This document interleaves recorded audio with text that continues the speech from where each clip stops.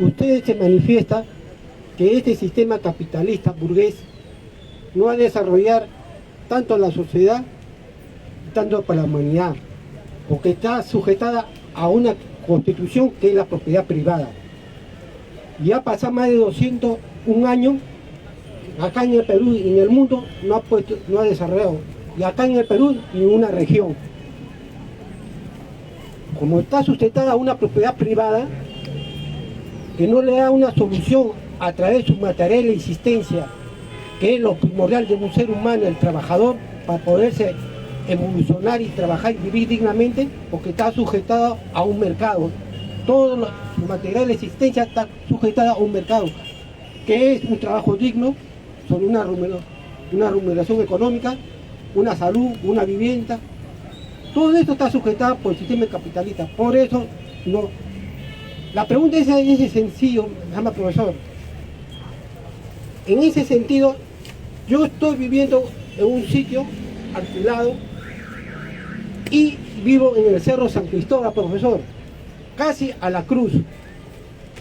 Como yo sé que está controlado los terrenos por el sistema capitalista, entonces yo le pregunto a una inmobiliaria que está en ese momento y se ha cotizado en la parte alta del Cerro San Cristóbal, que está a la cruz, y le dije una pregunta: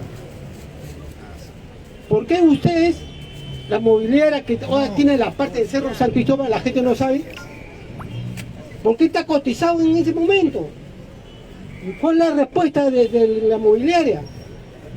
Porque usted está dentro de una cruz arriba del cerro y porque está cerca a Dios. ¿Qué consejo? No, es así, no es broma. Todo está cotizado, maestro. Ya viene como hace 50 años. Ahora los cerros están cotizados por la inmobiliaria. Por eso le dice la pregunta, pero ¿cuál es su respuesta a esa inmobiliaria? ¿Por qué usted se ha cotizado el lugar que yo estoy viviendo cerca de la cruz? ¿Y cuál fue su respuesta? Porque usted está cerca a Dios. Esa es la respuesta. Bien, amigo. Ustedes saben que todo el globo siempre le perteneció a toda la humanidad. Todo el planeta fue de toda la humanidad. Cuando se fractura la sociedad, el que lo fractura comienza a tomar el control de la riqueza del planeta y le pone un precio a la tierra.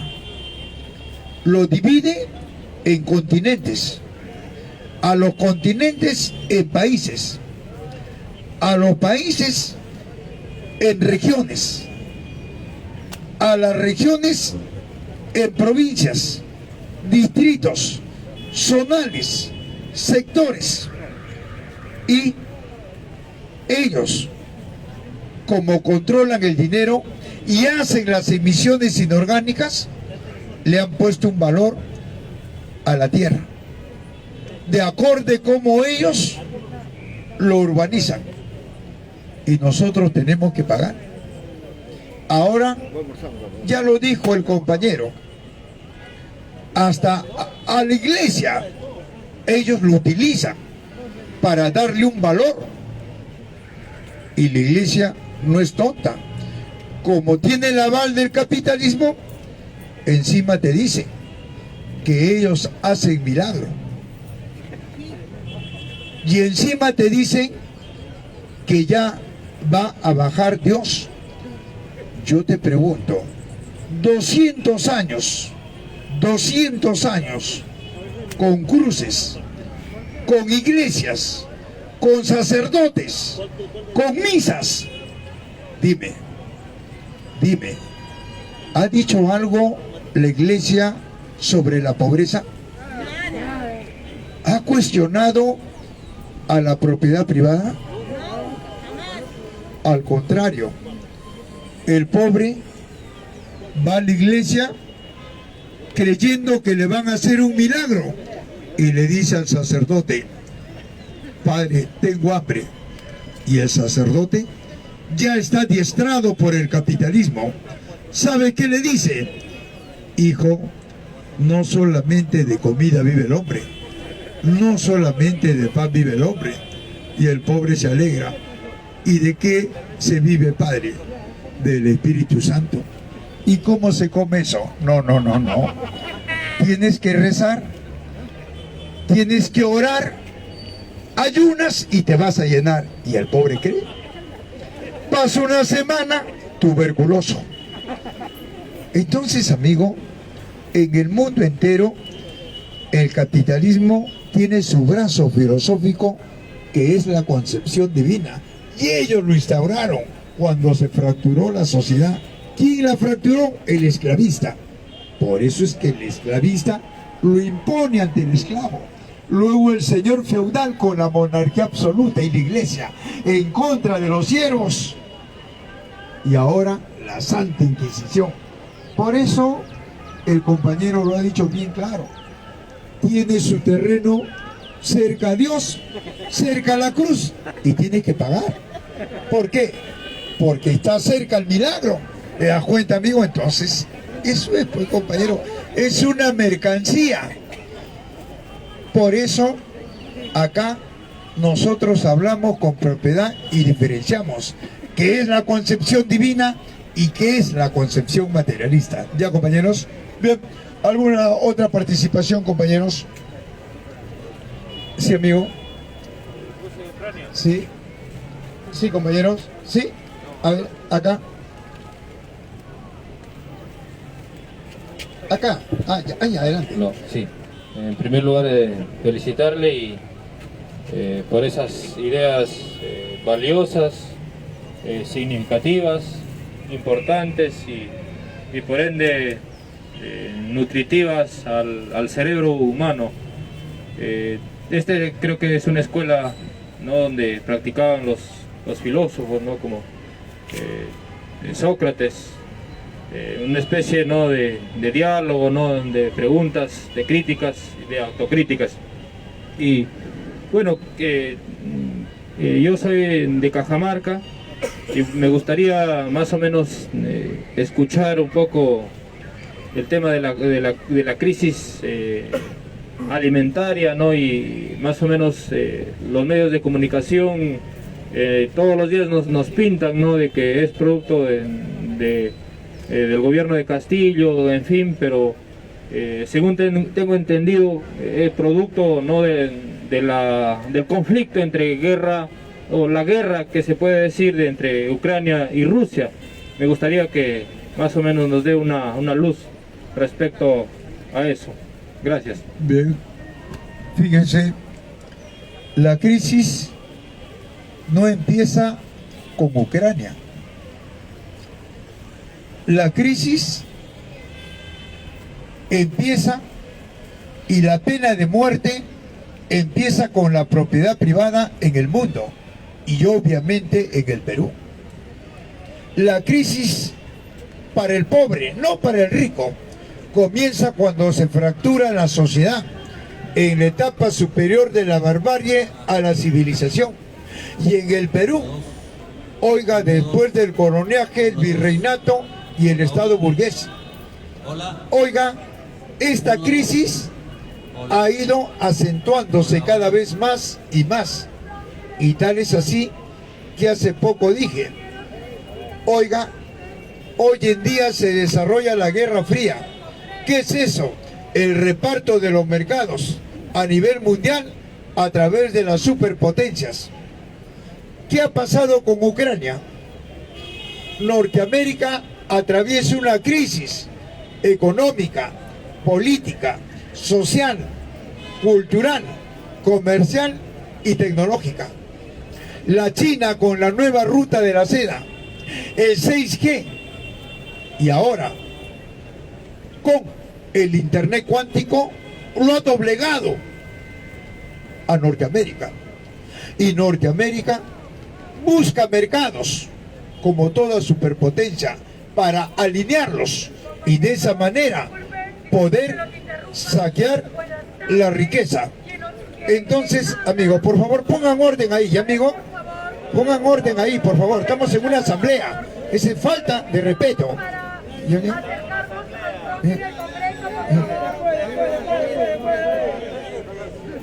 ¿Qué es lo que pasó? Oiga, hay que tener educación. Se viene por acá, se conversa con un coordinador y se le da la palabra. ¿Qué es eso, pues, compañero? ¿Dónde está la educación? Bien, entonces, esa crisis que atraviesa Norteamérica hizo buscar mercados y le puso el ojo a Ucrania. ¿Por qué Ucrania? Porque Ucrania es uno de los primeros países en el mundo en la producción de grano.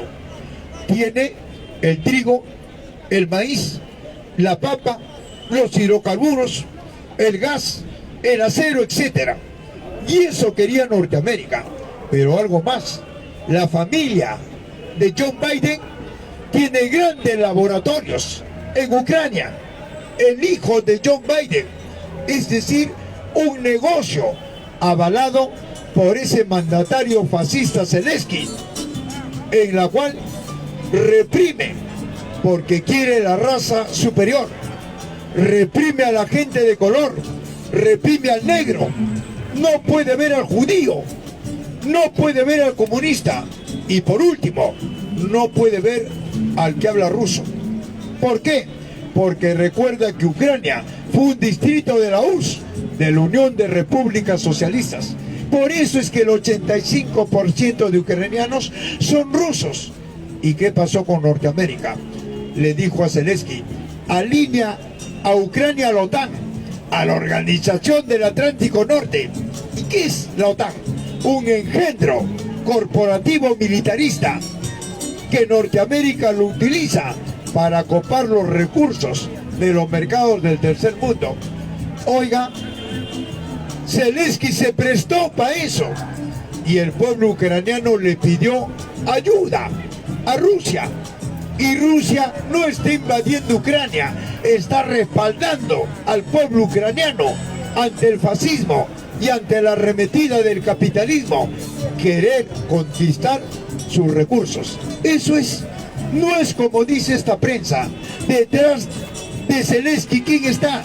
Detrás de Zelensky está la Unión Europea, están los grandes mercenarios pagados por el capitalismo y está la OTAN, está el Vaticano, están las Naciones Unidas que no quieren que ese pueblo conquiste sus derechos. Si no quiere que esos recursos estén en manos del capitalismo norteamericano.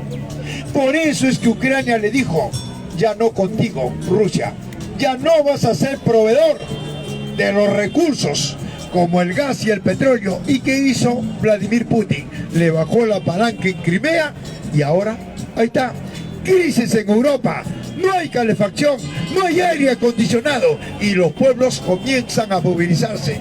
Por eso renunció Johnson de Londres, ahora en Italia, y el G20 voló por los aires. Oiga, fíjate, eso ha hecho que el crudo del barril del petróleo en el mercado internacional vuele por los aires de $70 a más de 140. ¿Y quiénes son los países que tienen petróleo en el mundo? Primero, los países árabes. 2, Rusia. Y 3, en América Latina, Venezuela. Bolivia no está en crisis porque estatizó su petróleo. Venezuela no lo está porque estatizó su petróleo. México tampoco, pero Norteamérica no tiene petróleo. Oiga, subió el crudo del barril y eso golpea la economía mundial. ¿Por qué al Perú lo golpea? Porque el Perú tiene las 6 grandes refinerías, como Colchán, como Talara, Cajamarquilla, La Pampilla, etc. Y eso está en manos privadas. No hay funcionamientos de estas refinerías. Tenemos que comprar. ¿Cuánto de petróleo? 200.000 barriles diarios. Y como ha subido el petróleo en el mundo, oiga, sube un derivado del petróleo que es la gasolina. Sube la gasolina, sube el transporte y sube el costo de vida. Y esta prensa sucia que dice que Castillo tiene la culpa. Y hay gente que repite. ¿Te das cuenta, amigo? ¿Qué tiene que hacer Castillo, el mandatario, como presidente? Lo que tiene que hacer, le quedan 2 caminos. regular y subsidiar. ¿Qué es regular? Control de precios y defensa al consumidor. Y Castillo lo hizo. Dijo, subió la gasolina de 15 a 19, mañana baja de 19 a 15. ¿Qué hizo Romero? Que controla a nivel nacional más de 1.500 grifos Primax. ¿Qué hizo Repsol? Que controla más de 500 grifos a nivel nacional. No bajaron. Siguieron porque ellos tienen un pool de abogados. Y los abogados le dijo no, porque si bajas y el presidente te quiere imponer, él se va a la cárcel, no nosotros. ¿Por qué? Porque la Constitución Política del Perú nos lo avala. En el artículo 59, 60 y 61, ¿qué dice? Libre mercado para la propiedad privada. Eso es lo que está pasando. Oiga, Castillo tenía que subsidiar. ¿Qué subsidiar? Pagar la diferencia del alza. Y Castillo dijo, los 33 millones pagamos nuestros impuestos. Los que no pagan son los que deben. Y fundamentalmente, y la mayor parte, los grupos de poder deben a la SUNAT. ¿Cuánto deben? 65.000 millones de soles. Ahí está pues, ese que está postulando a la alcaldía. ¿Cómo se llama? Ahí está, debe más de 35 millones, pero tiene el desparpajo todavía de postular. ¿Te das cuenta? Esa es la derecha. Oiga, Castillo dijo y elaboró un proyecto de ley que se llamó la reforma tributaria. ¿Y qué hizo el Congreso? Lo mandó al tacho. ¿Por qué? Porque el Congreso está sometido a los grupos de poder. Porque recibe un plus, una coima. Ese es el sistema capitalista. Por eso, amigo, hay gente que no se da cuenta. ¿Por qué? Porque no hay tiempo para leer, no hay tiempo para documentarnos, porque uno trabaja mañana, tarde, noche, porque no alcanza, porque el trabajo en el mundo está sometido ante un órgano de las Naciones Unidas. ¿Cómo se llama? La OIT, la Organización Internacional del Trabajo, donde están los grandes sociólogos, están los grandes psicólogos. ¿Y qué dicen? Al pobre, dale un jornal para que en el camino se tuberculice, para que en el camino se prostituya, para que en el camino se enferme, y de esa manera vamos a ganar más dinero. Es eso. Ahí no está la FAO.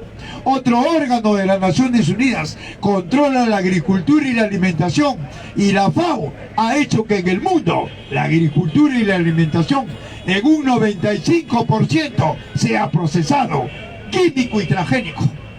Ahí está la Organización Mundial de la Salud, otro órgano de las Naciones Unidas, que dice: al enfermo no lo cures ni lo mates, manténlo enfermo, porque si no, nuestra demanda, ¿quién va a comprar? O nuestra oferta, ¿quién va a comprar? Frente a una demanda de enfermos, nosotros ¿qué ofertamos como capitalistas?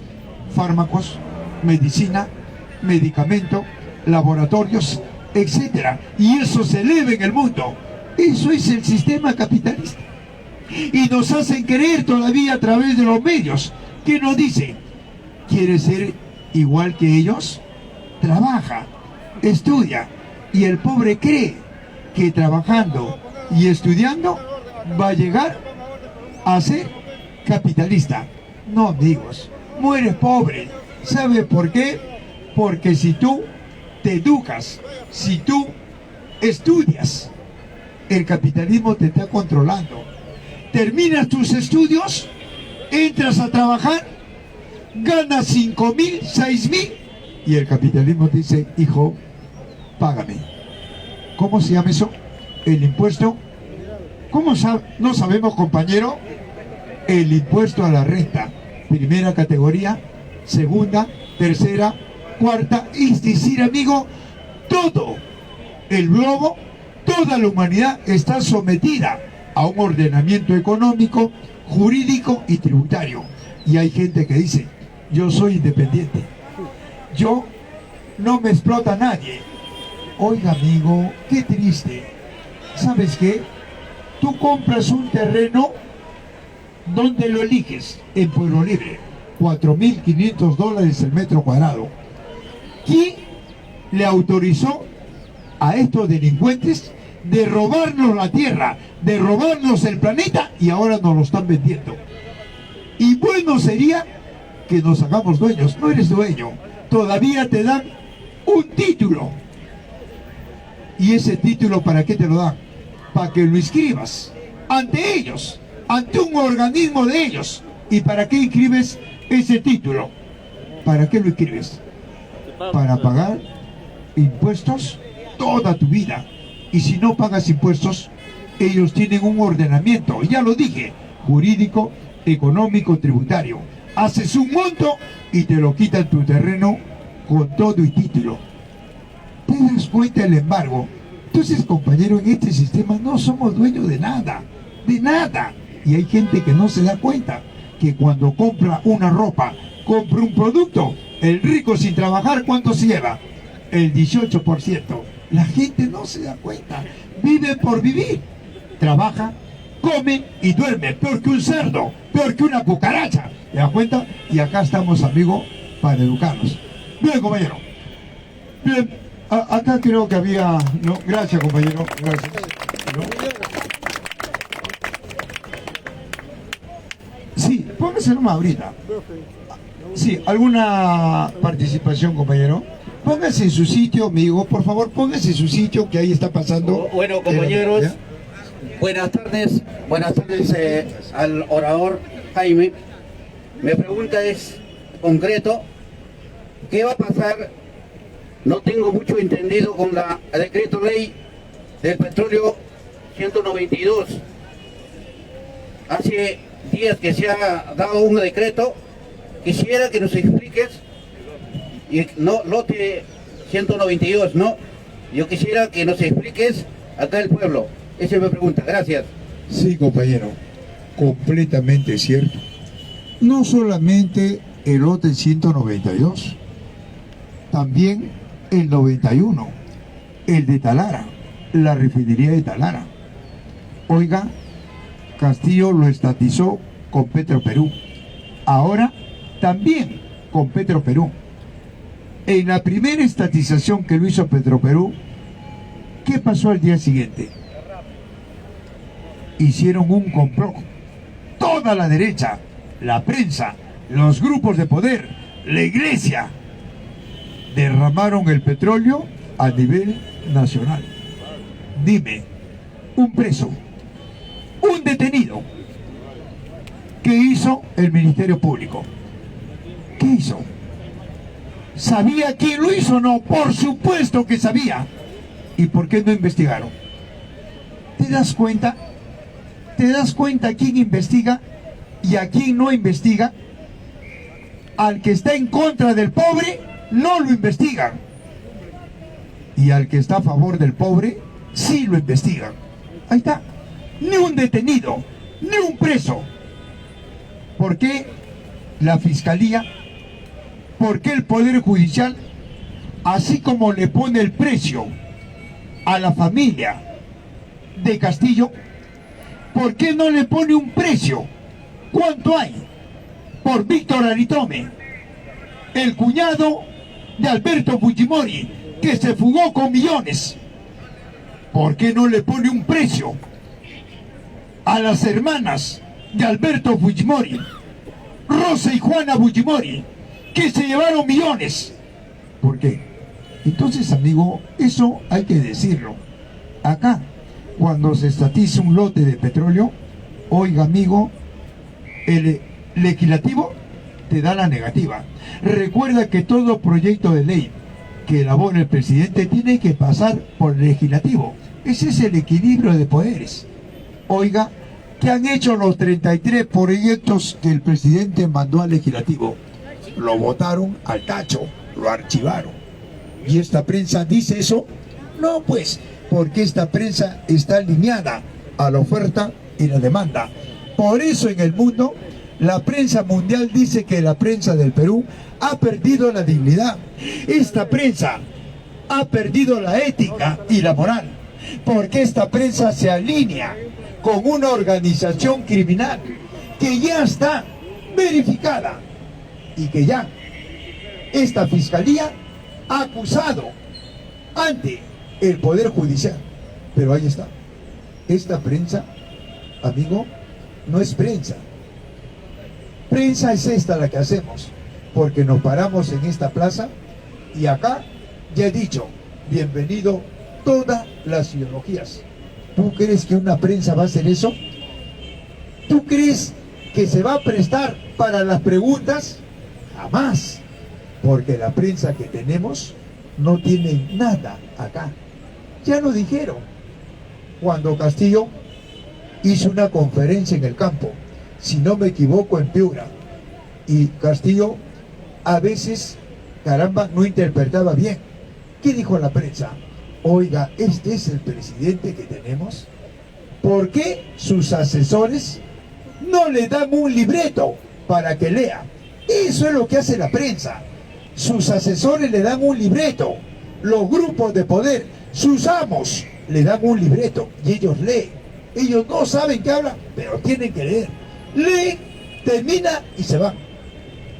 ¿No ves que de por medio hay una coima? Es eso, esa es la prensa. Por eso acá no. Acá bienvenido todas las ideologías. ¿No estás de acuerdo con mis ideas? Adelante, amigo, pero no peleamos. Pero ojo, ¿de qué me vas a hablar?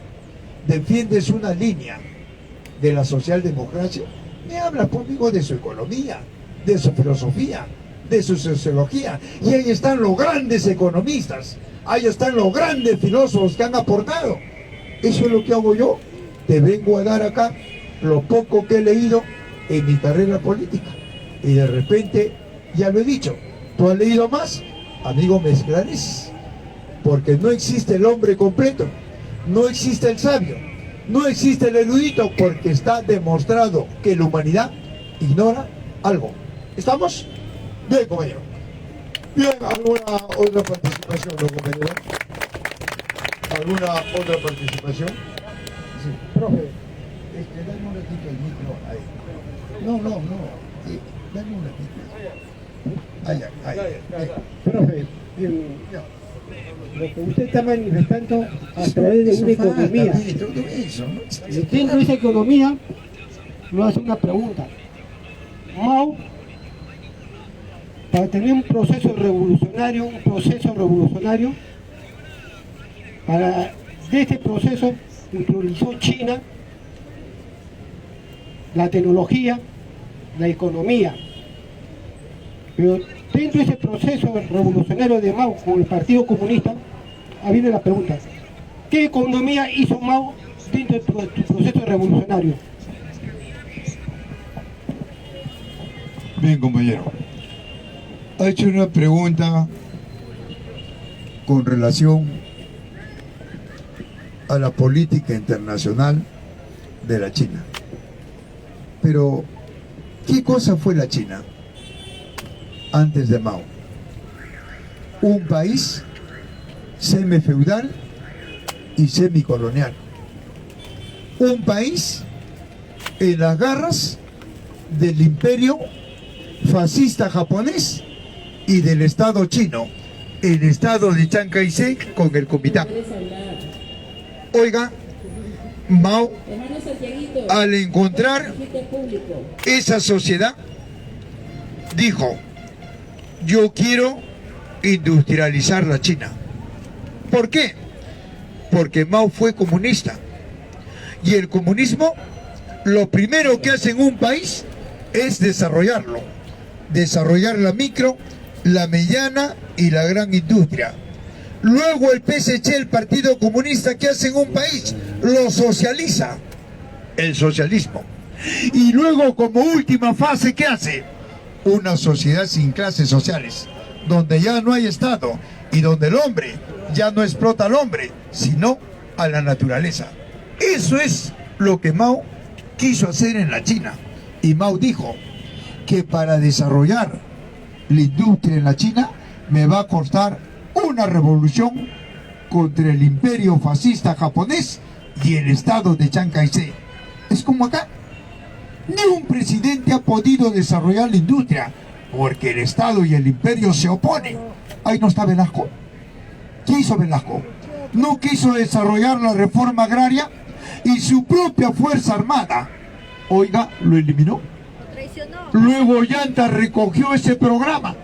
¿Y qué dijo el gringo? Lo llamó, venga soldado, cámbiame ese programa por esta hoja de ruta. Y la cambió. Ahora Castillo dice, yo quiero desarrollar al Perú con el capitalismo, quiero desarrollarlo con la iglesia, quiero desarrollarlo con los grupos de poder, con la prensa, con la derecha. Y ellos te dicen, no, no puedes desarrollar, porque esta es la democracia y estamos bien. Eso es. Entonces, amigo, Mao se cumple lo que dicen, que desarrollar la industria en un país en manos de las grandes mayorías implica un proceso revolucionario. Y a Mao le costó una guerra contra el imperio japonés y contra el estado de Chiang Kai-shek. Y Mao desarrolló la China, lo sacó de la semi-feudalidad. Mao muere en 76 y Deng Xiaoping, el sucesor, tenía que instaurar la segunda fase, el socialismo. Traicionó y restauró el capitalismo. Hoy en día la China está como está gracias al comunismo o gracias al capitalismo.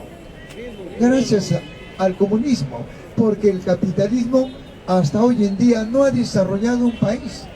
Norteamérica es desarrollado. Mira lo que está haciendo John Biden ahora.